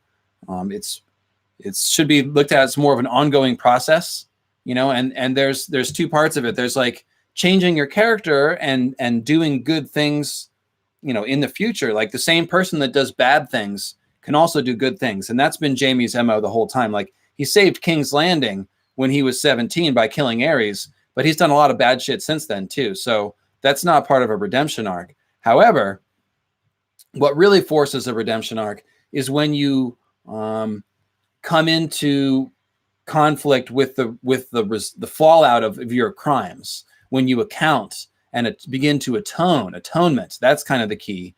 You have to begin to, like I said, stare your evil in the face, stare your dark deeds in the face, and begin to atone for them. And so Jaime facing Stoneheart, this will probably be a step in that direction, because both his sins with Bran and you know, failing to protect, you know, being partially responsible for the Red Wedding by way of Tywin and Roose Bolton saying Jaime Lannister sends his regards and all that stuff. So it's going to be a very interesting scene. It's going to be a lot of good writing. How about that? That's my prediction. There'll be a lot of good writing in that cave. And Oathkeeper is going to come out of it. So I'm glancing back over now to see what you guys think of that scene. They'll need to convince Stoneheart that they have not broken their oaths. How would they do that, Bron Haler? They're going to need some sort of witness, aren't they? Who could be a witness to the deeds that Jaime has done? And Brienne, because Brienne doesn't have any cachet with Stoneheart either. So Would Stoneheart be sympathetic if Jaime offered to take the black? Okay, there's a good thought, Karma Police. Yes, Brandon, Jaime did make the oath when he was drunk and in chains. I'm just talking about it as foreshadowing. So, and I think he still feels responsible, even though he was drunk. He still feels responsible for that oath. Could Brienne and Jaime head to the Vale if Sansa's presence there has been revealed? Oh, that'd be interesting. That'd be an interesting way to tie their plot back to the north. And that is kind of, that would, maybe that's what they have to do to appease Stoneheart, is they have to go and protect Sansa. Something like that. But it seems like maybe some time needs to pass. There needs to be more information that gets into that cave, or other people that can testify to things. So it could be that Jaime and Brienne get thrown in, you know, they get imprisoned for a while down in the caves before anything happens.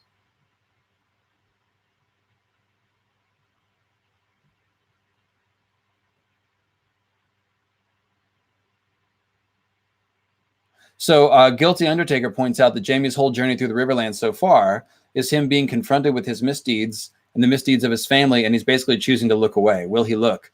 So I mean, yeah, that's, you make a great point, and so that's the logical place to take all this. Like, if you're, you know, if you're the writer here and you're shoving this character's face in their sins, and they're sort of like trying not to look at it, well, it's just going to get worse and worse until they're forced to look, right?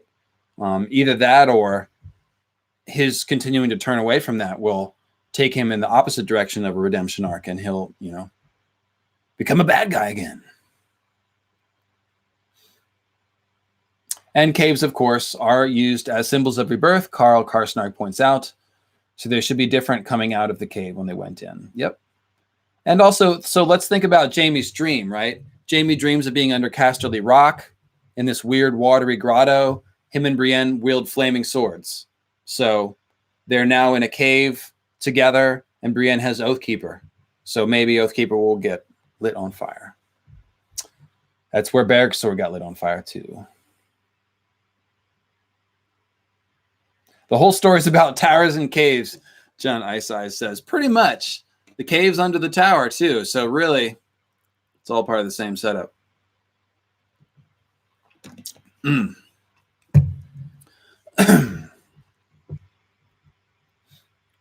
Either that, or it's all about private parts, towers and caves, swords and sheaths. Yes. I'm tempted to do the finger motion, but I won't do it. I've done that too many times live on the internet. All right.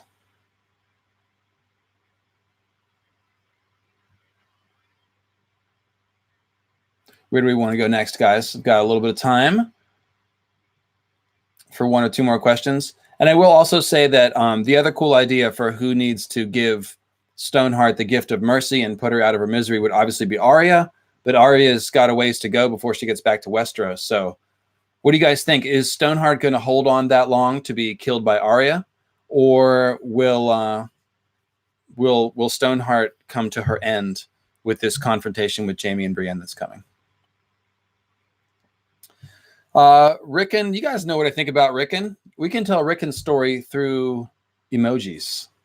It's all about the horny goats. But I think he's basically going to be a political pawn for the Manderleys or someone else, and his story will end tragically. But the significance of him will be basically as a political pawn.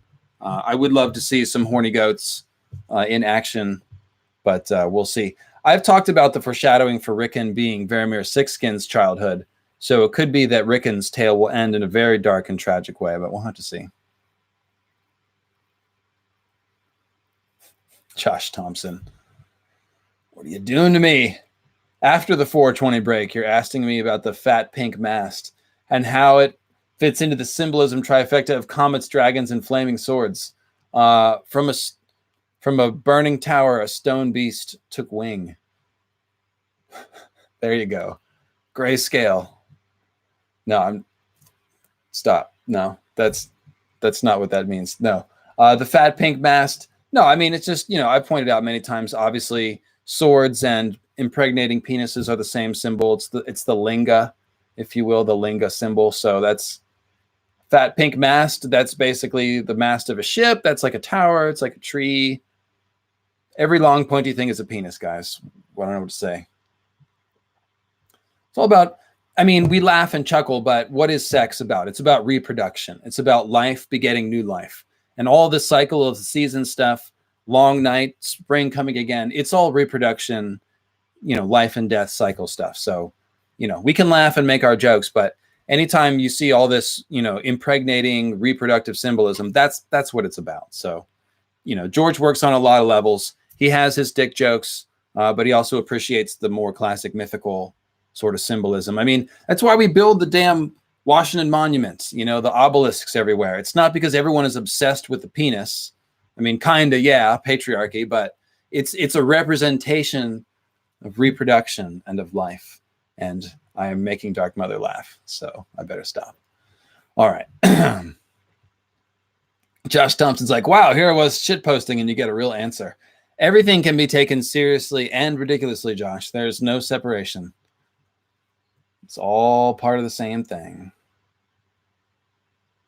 Yeah, Dark Mother, we're going to see horny goats, goddammit. Unicorns. I mean, George keeps talking about them in the interviews. He keeps mentioning, oh, well, I do have my version of unicorns, and they're goats with one horn. They're coming. They are coming. Sometimes a big pink mast is just a big pink mast, but mostly it's a penis. Sigmund Freud, probably. Thanks, Carl Karsnark. All right. No matter what I do, I can't lose this audience. I'm trying hard to tank this live stream, but you guys are sticking with me. You must like this stuff. All right. What else do I want to talk about? Okay, so after I do those 2 King Bran videos, what am I doing next? We're going to be talking about Dany and Euron. Some of that stuff I've developed so heavily with Ball the Bard that it will be a little bit of a joint production. Similarly, she's doing some new stuff on the Dance of the Dragons on her YouTube channel coming up in the next few months. She's been thinking about Dance of the Dragons a ton and all the incredible parallels between Dance of the Dragons and the main story of A Song of Ice and Fire. A lot of the myth heads have been kicking that around, but Ball the Bard is one of the ones who's been focusing on that a lot. And then HBO went and announced House of the Dragon. So it's like, hey, the time is now. Let's talk about the dance. So Ball the Bard is going to be doing a series of videos and essays about the dance and the parallels to the main story, and which is also going to lead into endgame talk. So basically, we've been just workshopping and talking about the endgame because both of us feel strongly that George's ending is going to be a lot more satisfying and in many ways very different from what we saw on the show. And we see people losing hope, and it wounds our hearts. And so all us myth heads have been talking about this stuff. And so essentially I've been, I'll get some credit for some of the Dance of the Dragons material that she's doing, and she'll get a healthy amount of credit when I talk about Euron and Daenerys, because we just have developed those ideas together and they have a lot of overlap. So that's going to be really exciting. I previewed some of the ideas earlier when I talked about Dany and the House of the Undying and how they symbolize the others trying to entrap Dany. That's going to be definitely a part of this. So we're going to talk about Dany from all phases. I might do one essay just about her character, honestly, which is not what I usually do. I usually talk about mythology and symbolism, but Dany is probably my favorite character. She's the one that I identify with the most because, let's face it, I'm a princess. Make your jokes. No, there's other, more important reasons besides me being a princess that I love Dany. But I just love how I think her upbringing is so compelling, and the way that she thinks about things deeply is very interesting to me. Like when she sits and reflects about, am I the mother of monsters? What have I loosed upon the world? How do I rule justly? Will I make 1,000, Hazaeas? Not Hazaea. What's the woman that she tries to save from rape? I guess that's Miriam Azdur, wouldn't it be? Yeah. So she's talking about Hazaea. She's talking about all these lessons, and everywhere she goes, she's liberating people. She's using her power to stand up for the downtrodden. She walks out into the the crowd of plague-infested people in Meereen and gives them comfort. Over and over and over, she shows us her character, even while she also is a vengeful dragon and has that fire and blood inside of her. Eroa, I'm sorry. Yes, 1,000 Eroas. That is the slave girl that's the name I was looking for. Yes. So in any case, I might, gosh, I've got it in my craw. The more I talk about it, I might do an episode that's basically just breaking down Dany's character in the books and trying to show how the ending that George does needs to be consistent with those, with what he's shown us of her character, and how what we saw on the show cannot be consistent with what we've seen of her character. I do think that she is a character that flirts with the dark side, and I do think that she's not going to be spotless and blameless. But the idea that she suddenly pivots into being a mass murderous, homicidal maniac, and I'm just not buying it. So might do one of those. But of course, there's tons of Dany symbolism to talk about, and that's what I'll be focusing on. So you could probably expect, 3 videos on all that stuff at least. So that's what's coming for me soon. It's all pretty exciting, I would hope. And then I'm sure I'll find my way into other corners of the ending of A Song of Ice and Fire to explore, checking out the foreshadowing of the books and comparing it to what we saw on the show to try to guess where the Winds of Winter is coming. So basically all my videos between now and the Winds of Winter will be about what we expect to see in the Winds of Winter and the Dream of Spring. So like I've said, if you're, the hype train for Winds starts here, that's what we're doing. So yes, if you have friends that are downtrodden and depressed after the bad show ending, give them some King Bran. See if, remind them how cool the books are. I pulled some of the very best book quotes in those videos, specifically because I feel like people, maybe it's been a while since they've reread the books, and the words themselves have a real power. They have magic. George's phrasing is very special, and reading these passages again just reminds you how much fun A Song of Ice and Fire is. So lots of enthusiasm to be had. Lots of pep talks coming from me. And please do check out the Patreon if you are inclined to support mythical astronomy. Dark Mother's dropping the link in the chat. Thank you, DM. And yeah, Dany is kind of in a hell dimension, isn't she, in Meereen? I'm very curious to see how her whole thing in Vaes Dothrak ends, and then how she works back to Meereen. So I'm looking forward to that. D, I don't know if you have any thoughts about that.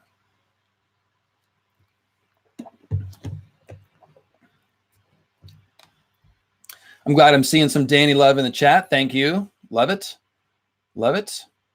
And yes, as many have said, the person who goes crazy when they hear the bells is probably going to be Jon Con. And so, there's some interesting timeline questions. The timeline that I favor is Dany comes back to Westeros. Or no, I'm sorry. First thing that happens is Fagon takes King's Landing from Cersei, because you can see the writing on the wall there. Fagon is the Mummer's dragon who's greeted by a cheering crowd in Dany's vision. So he should be welcomed he should be welcomed for a little while. As when he becomes king, her rule is bad and getting worse. So he's going to come with, a lot of Westerosi loyalists in the Stormlands and their friends in the Reach, and an alliance with the Martells probably. So then you've got Fagon and King's Landing. Dany will probably have some brief negotiation with Fagon. Dany will be tormented by the idea that maybe this is a lost relative, Rhaegar's son. I don't know if she will learn the truth of Fagon's identity or not. That's assuming Fagon is fake, which we don't know for sure. But eventually, I think they will fight, and the dance of the dragons, meaning 2 rival Targaryens, will happen. And we'll get Dany taking King's Landing from Fagon. I suspect this is where the wildfire will go off, but that could happen later. And essentially what will happen is there'll be just too much collateral damage, way more than Dany anticipated. She'll feel horrible about it. She'll be branded as, as a mad queen, and she'll have to fight against that impression. But I think then what she'll do at some point is that she'll turn north to face the other. So I don't know if she'll take King's Landing from Fagon and then turn north, or if she'll fight, not take it, and then turn north. But I believe that there will be a King's Landing event first. I believe then Dany will go north. And then I believe after the Long Night is dealt with, you'll have Cersei, who's, by the way, hanging out in Casterly Rock, I think, after Fagon takes King's Landing. You have Cersei slinking back to King's Landing while everyone is up north, very much like Saruman slinking back to the Shire. And so the scouring of the Shire parallel will make a lot more sense now, because there's already been a climactic King's Landing battle between Dany and Fagon. The Citadel's already probably, not the Citadel, but Sept of Baelor will already have been destroyed sometime in that, maybe when Fagon takes the city from Cersei. So by the time Cersei goes back to King's Landing at the end, this really will be a slinking. It really will be like a noticeable step down from the confrontation between Dany and the others. And that's kind of one of the weird things about the show, is that they played up the Cersei and Dany thing to be equal or even a higher of a climax than the Long Night confrontation, which to me doesn't really work, because the whole theme of the book is that the High Lords are quabbling for the throne and ignoring the greater threat of the others. This is my proposed timeline. So the scouring of the Shire is like the final showdown against Cersei when Dany comes back. And Dany's got to end up probably dying somewhere in that mix, because if Bran's going to be king, it's pretty obvious that Dany can't be alive. And even if Jon doesn't stab Dany, I think probably Dany dies. So the question will be, how does she die, and by who, and how does that go down? But you can see the approximate path there. So I see 2 battles at King's Landing instead of 1. That's one of the major changes. And so we'll develop those ideas further. Let me just scan the chat, see if there's any more comments here I'm going to grab, and then I'll probably be getting out of here. Dany is not the Mummer's dragon. Definitely not. Green Hand is wrong about that. I would bet my wig on it. And no, Ashtoreth's Trueborn son, Fagon might not be Targaryen. He might be Blackfyre, which is kind of Targaryen, but he could also be a Pisswater Prince from Lys. That's also in play too. So don't forget that possibility. But yes, other than that, Dragon Blood, Blackfyre, Targ. Yeah, no, I agree. Blackfyre and Targ, same thing. That's just a reverse sigil. Same deal. Let's see. Imagine if Stannis had a dragon and found out Renly was fake. Ah, yes. So, yeah, Fagon being exposed as fake kind of makes sense to me too. Because if Dany thinks he's real, then she's going to want to ally with him. But she has that Mummer's dragon prophecy to tip her off that he could be fake. So how do you guys think that Dany could find that out? How could, assuming Fagon is Fagon, and he's not Rhaegar's son, how could that truth come out, do you think? Do we peel Varys' toenails off one at a time, or what? Sheila, probably not. I don't tend to agree with Greenhand's logic, especially where it concerns Dany and her parentage. I'm 1,000% sure that Dany doesn't have a secret parentage, and I am 1,000% sure that RLJ is true.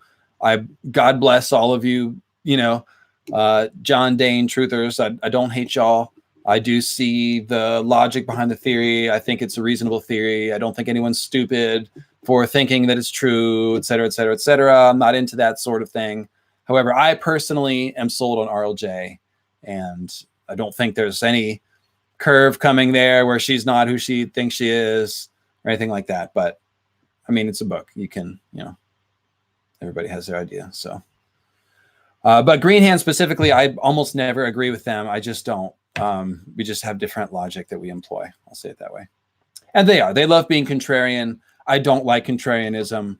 I like entertaining contrary ideas, but if they don't hold up to logic, then I don't like them for contrarian's sake. Some people do, yeah. Yeah, John Dane truthers. I say that with love. Anytime I call somebody a truther, it's tongue in cheek. Like I said, I don't disrespect anybody for liking far-fetched theories. I've got a few far-fetched theories that I like myself, so it's all good. Some people would consider my basic theory to be very far-fetched. So there you go. Josh Thompson. Let's see. Oh no, that's yeah. I don't want to go down that one. Down that rabbit hole. Also, I don't have all those arguments fresh in my head. It's been a long time since I looked at all that stuff, so I stay away from RLJ and all that kind of thing. But all right. So, any final questions before we wrap it up? What would you? Let me ask you guys a question. What would you like to see me cover besides finishing the King Bran and besides the Dany Euron stuff? What parts of the ending of A Song of Ice and Fire would you like me to turn my mirrored reflective gaze to and try to hash out? Do you think Westeros is in a time loop? I don't think so. No, I don't think so. I think that's mostly symbolism of time being a circle. Although I do recommend the show Dark and our sick podcast YouTube channel. Ball the Bard and I. We watch Dark. We like Dark. Dark is awesome. Let's see here. So yeah, what impact will Jon's death have on his fate? Ah, yes. I should revisit that topic. I talked about that in the Green Zombies series. You know, Jon's going to be a wolf man. Jon's going to have ghost spirit inside of him, resurrected skin changer. But definitely think there's some strong clues that Cold Hands Jon is a reality based on the ending we saw in the show where he's wandering the north. So yeah, I could definitely do some Cold Hands Jon. Okay, House Dane, that's another good one. House Dane is completely minimized in the show. So what will House Dane, and I'd probably expand that to the Great Empire of the Dawn and House Hightower. What will they, will any of that interesting lore come up in the story? That's a good idea. Thanks, Justin. That's a great idea. Let's see.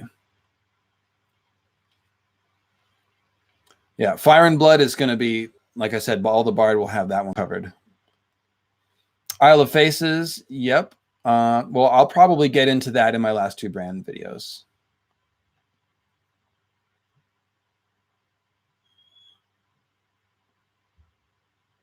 Guilty Undertaker, more about the direwolves. Did you check out King Bran 1? I definitely talked a fair amount about it then. About skin changing and the importance of green seeing magic at the end. Yep, okay, Brandon Blackfire talking about Jon coming back to life. God's Eye. Essos. Do you think Essos will be completely screwed when the others launch their invasion? I don't even know if we'll find out, but that is a good question. I mean, the original Long Night seems to have fallen in Essos as well, but I think the story is basically going to be back in Westeros by that time. So more about penises. Of course, D. Fear not. You can't talk about A Song of Ice and Fire without mentioning penises once in a while, especially if you're talking about Lightbringer.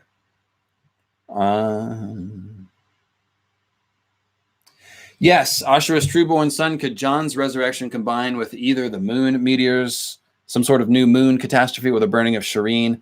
Absolutely. In fact, if you go to Blood of the Other, Ashura's trueborn son, not sure if you've done that one yet, but the Blood of the Other series, there's one called Ice Moon Apocalypse. I believe that's number 5. And all the foreshadowing of the ice moon exploding, the wall falling, and Jon's resurrection is like this, except for there's 3 of them. So it's like, oh, that's making naughty hands gestures again. Sorry, Mom. They're intertwined. Let's use the word intertwined and say that if there is a meteor attack, that's how the new Long Night will fall, which means that's how the wall's going to fall. And I do think Jon's resurrection could be timed to coincide with those events. Yes. That would be, that'd be just great. Sheila Hilton with the super chat. Thank you. Can't wait for your Dany vids. I bet you will agree that Dany lost her way in Marine temporarily. I'm excited for her return. Well, yeah. So the thing is, she's constantly dancing on this razor's edge. She's an avenging dragon, but she's also the Mysa, the mother figure. And Quaithe is all like, dragons don't plant trees. But actually, Dany does plant trees in Meereen. So Dany is a tree planting dragon. What does that mean? She's a mother goddess and an avenging dragon. And I believe that with the important characters, it's always about synthesizing these sort of conflicting, hardened conflict elements. It's about synthesizing them as much as possible. And so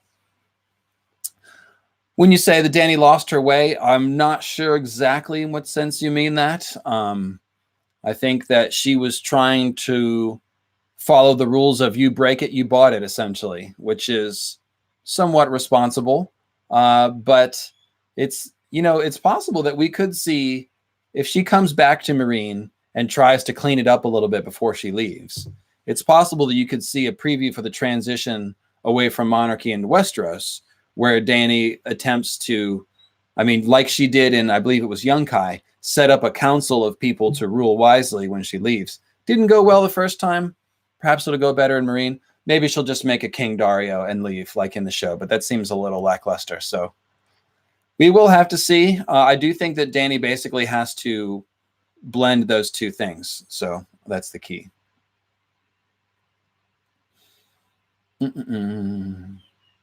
Josh Thompson is asking about the houses that were cut out of the show, you know, Blackwood, Stain, stuff like that. So that's definitely a good one. And yep, well, it looks like we're at 2 hours. I'm off the hook, guys. I did go 2 hours. Yes. Do it all for you. Do it all for you. So thanks for coming out, guys. And I will see you again soon. One note, I am moving again this month. I don't really want to go into detail, but I am going to be busy. So it's possible that it might be a little bit of a delay between my next like highly edited video. I might try to have a couple of discussion live streams in the meantime to sort of keep the content coming. I might do the kind of thing where instead of like a Q&A like this, I'll get together with one other person like Quinn or someone else, and we'll, you know, pick a topic, do a little bit of an outline. So it'll be a live stream, but not just sort of like a anything goes live stream, but rather a presentation of ideas. But like I said, I don't know that I'll be having time this month to stare at Adobe Premiere for a week and a half of video editing, because it does take a lot of time. So I will do something. I will keep material coming, believe me. And yes, Fear Inoculum is amazeballs. So thank you for your continued support. And I will see you again soon with something. And in the meantime, please, everybody, share the King Bran series far and wide. I really need everybody to see this series. And like I said, inhale the TWOW hype, you know, chase out the bad, expel the bad taste, exhale, expel, and breathe in the TWOW hype. And it all starts right here. So like I said, share those videos, get other people into it, and we'll wait for TWOW together in excitement. So enjoy the rest of your Sunday, and I'll see you again soon, guys. Bye-bye.